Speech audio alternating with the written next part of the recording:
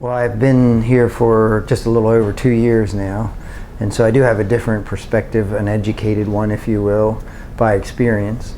And my first comment would be I was fortunate to have a fully staffed agency when I arrived. Although we're only 13, we need all those officers to perform our duties, and as is common in small police departments, people move on to other jobs and other opportunities. So I've had to experience the difficulty of advertising and hiring and filling positions on the fly, if you will. You can't just stop and say time out. And so we have to make adjustments because we do work 24 hours a day, 7 days a week, and we can't afford to have a lapse in service, nor do we, nor have we. I'm very proud that we continue every day, every minute to provide service for the public. But it's not easily done when you have people moving to different venues. So that's one eye-opener that I've experienced. Another thing I think is I wasn't fully aware of the far reaches of the lack of facilities with regard to the mental health system. We encounter people in the police department, or deal with people in the police department that maybe really would be dealt with if funding were adequate in other venues. They kind of end up here after nowhere else to go. Chronic abusers of alcohol and drugs come to mind in particular, where repeatedly they are in some situation publicly intoxicated or something like that, and end up in the police department, when more appropriately perhaps they would be in some treatment center.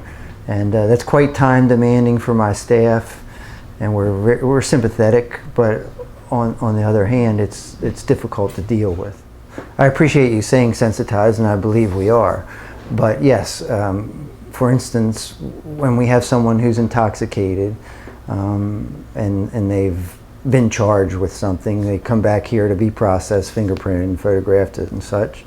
If they're in a condition that they're not sober or fit, the commissioner won't see them. And we don't have a temporary holding facility to take them somewhere else, and what we end up is my officer has to stay with that person until they basically become sober enough to see the commissioner, and that can be a matter of hours that an officer is tied up, quite frankly babysitting, and that's not a good use of our manpower. It was very obvious to me upon my first day that this facility is just terribly inadequate. I don't mean to be ungrateful. I'm happy to have a job and I'm happy to have a place to work, as are my officers. But number one, in the day that this was arranged as an office, policing has changed. There's a lot more. There are a lot more equipment requirements that were not even thought of in the day. We have grossly inadequate space here. When it rains really hard, the floor gets wet. Our holding facility is a bench over there with handcuffs. We can't keep our officers safe here, and I'm certainly concerned to keep. We're required in some cases to keep prisoners separated. Juveniles have to be separated from adults by sight and sound. This building is less than 1,500 square feet, so that really can't be accomplished. But we do the best we can.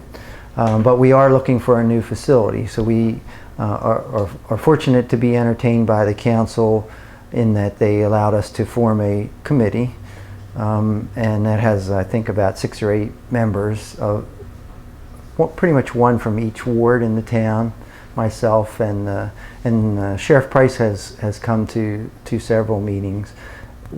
Early on, the sheriff and I agreed that we both were in pretty much the same position. His facility is also too small and inadequate. And really the 911 emergency response guys are also in the same boat. So what the committee is pretty much wrapping up in a written report and will present to the council is a couple options. One would be that Chestertown standalone would find an existing building that we could move into. Two, that we would find a site that Chestertown standalone could build upon. And then thirdly, we will consider a joint facility with the Sheriff's Department and the 911 service. And all three of those have pros and cons. So we're going through that process to try and make the best recommendation that we can.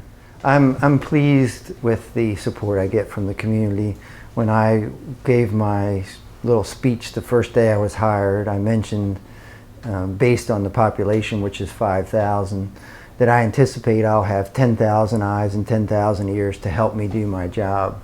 And I truly mean that. Many people talk about community policing, and I think don't really know what it is. It truly is a science to some degree, and there are things that a chief can do to make sure that it benefits not only the community but the department, working in conjunction with each other. So I've found that in my opinion, in my experience, that the public is very much in support of us, and I appreciate that. With regard to the council and the mayor, they too have been very supportive. I think we all realize that the public safety is important to everyone. When the current mayor, Serino, took office, we met and discussed sort of where we stand. And over lunch I kind of said, let's kind of play a game. You tell me one thing that the town of Chestertown does or is involved with that doesn't have or doesn't include the police department. And you can't, and I would challenge you or anybody else, there's nothing that happens in this town that does in some way, at least in the periphery, have something to do with the police. Recreation, you say, well, what does recreation in the town have, what do the police have to do with that? Well, if you can't get to the swimming pool safely or can't get back from the swimming pool safely, then why would you build a swimming pool?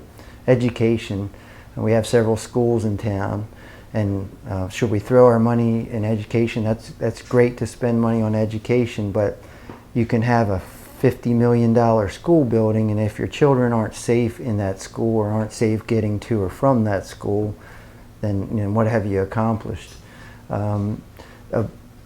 Work in business. We need businesses and want businesses to be in Chestertown, but if the patrons can't safely shop there or the owners can't protect their property, then we haven't accomplished anything. So all those things that a community needs to survive are enhanced and supported by the police department. I was very pleased with the meeting that recently occurred. I would guess we had about 150 people in a ballpark.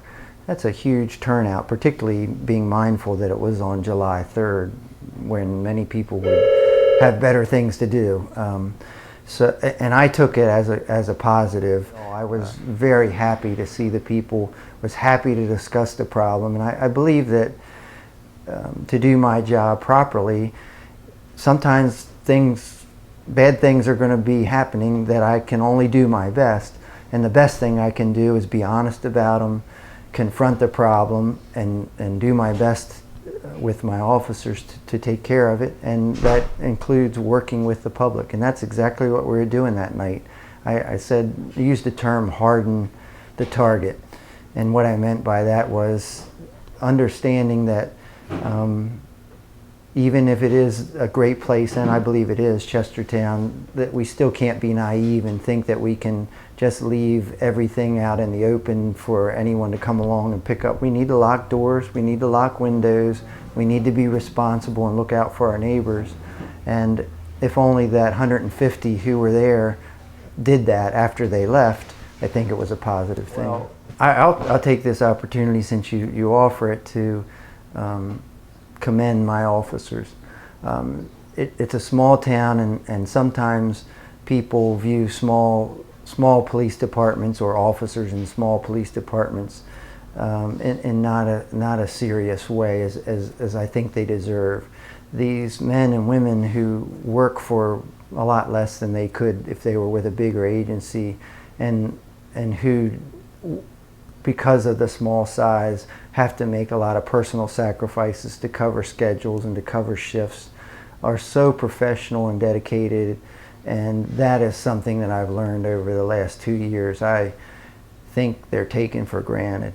They are really an outstanding force, an outstanding group that I'm very proud of.